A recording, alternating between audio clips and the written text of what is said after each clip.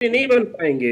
जाति जनगणना जिस दिन खत्म हो गए, परिणाम आ गया जाति जनगणना का, रोहन जी बन गए, रोहन जी प्रधानमंत्री बनने के रास्ते खत्म हो गए। अब मुख्यमंत्री की दावेदारी की बात चल रही है। रोहन जी, आप उसके लिए प्रयास अरे लेकिन है लड़ाई वही ना है, तो लड़ाई वही ना है, लड़ाई मुख्यमंत्री स्टेप बाय स्टेप तो चलिए। देखिए अर्चना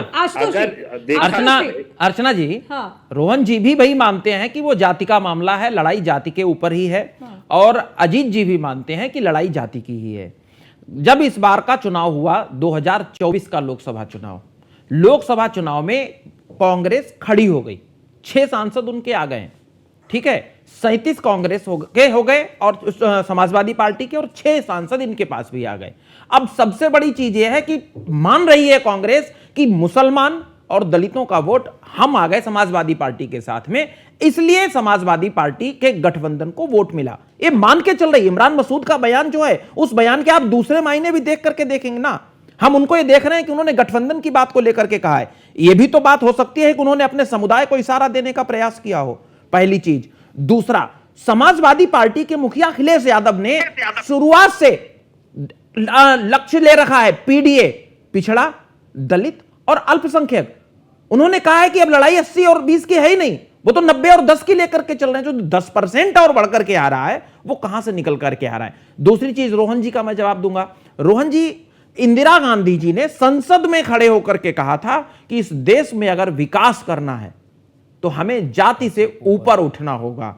जब तक हम जातियों में बटे रहेंगे, जब तक हम जाति के आधार पर राजनीति करते रहेंगे, जब तक हम जातियों में उलझे रहेंगे, इस देश का विकास नहीं हो सकता। किसी और ने नहीं कहा था, इंदिरा गांधी जी ने ही कहा था। उसके बाद आज हम घूम फिर के फिर कहां आ जाते हैं, जब देश की बात होती है। अभी कुछ दिन पहले ही तो जब रामजी लाल सुमन जी ने बयान दिया संसद में, तो यह कहा गया कि जातियों की बात नहीं होनी चाहिए, हर व्यक्ति जो भारत में रहने वाला है वो केवल और केवल भारतीय होना चाहिए, राष्ट्र के प्रति वो जुड़ा होना चाहिए। लेकिन जैसे ही हम आते हैं शहर अपने क्षेत्रों में, तो हम घूम फिर के फिर आ जाते हैं एक ही मुद्दे पर, और वो होती है जाति। मैं तो सुभाषपा के जो हमारे प्रवक्ता जुड़े, तो मैं उनके लिए भी कह रहा हूं, जातियां जिस दिन हट जाएंगी हमारे देश से, उस दिन तो क्षेत्रीय दलों का एक तरीके से पूरा जो उनका जीवन का आधार है वो खत्म हो जाएगा, जमीन खिसक जाएगी। तो जातिगत जनगणना हो या कोई भी चीज हो, लड़ाई वोट बैंक की है। और उस वोट बैंक के उस लड़ाई में जो 2 साल का समय है, लगभग 2 साल का समय है, अभी विधानसभा का चुनाव जो आएगा उसमें मई जून के आसपास में ही चुनाव होंगे,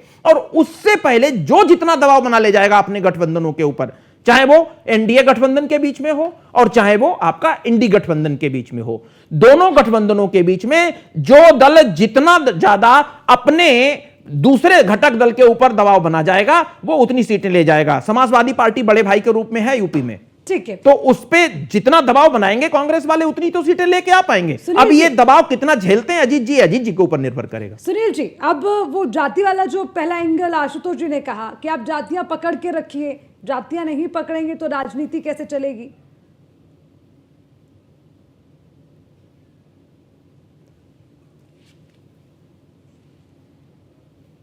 चलिए, उन तक आवाज नहीं पहुंच रही, आवाज पहुंचे तो कनेक्ट करिएगा। अजीत जी, क्योंकि आपको भी काउंटर किया आशुतोष जी ने, तो निश्चित तौर पर देखिए, जाति जाति का जो खेल है, अगर ये खत्म हो जाता है तो निश्चित तौर पर तो सीधी सीधी टक्कर हो गई। इसीलिए कभी धर्म के नाम पर, कभी जाति के नाम पर, कभी मजहब के नाम पर अपने वोट बैंक को समेटने में हर कोई जुटा हुआ है। इसीलिए तो मुझे लगता है कांग्रेस भी आंख दिखाने लग गई है समाजवादी पार्टी को। देखिए, हम हमेशा डिबेट में सच्चाई स्वीकार करते हैं।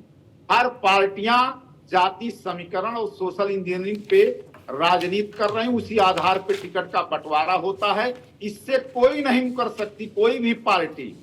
रही बात उत्तर प्रदेश में, तो उत्तर प्रदेश में हम जिन मुद्दों को लेकर के जनता के बीच में जा रहे हैं, हम पीडीए के सवाल को लेकर के जनता के बीच में जा रहे हैं, हम पीडीए के सवाल पर चौपाल कर रहे हैं, लोगों के बीच में जा रहे हैं कि आपका हक और अधिकार किस तरीके से उत्तर प्रदेश में मारा जा रहा है। और उत्तर प्रदेश में आज जो है जीरो टॉलरेंस की बात करने वाली यूपी सरकार और गालीबाज मुख्यमंत्री उत्तर प्रदेश के गोरखपुर में शिक्षकों के साथ किस तरीके से अभद्रता करते हैं, ये पूरी दुनिया ने देखा है कि उत्तर प्रदेश के मुख्यमंत्री किस तरीके से रिटायर्ड शिक्षकों को जो मीटिंग में बुलाते हैं, उनके डेलीगेशन के साथ गाली गलौज करते हैं, यहां तक कि हाथापाई की नौबत आ जाती है। लोग उत्तर प्रदेश की सुरक्षा के मुख्यमंत्री के जो सुरक्षा में लगे थे वो छुड़ाने का काम करते हैं।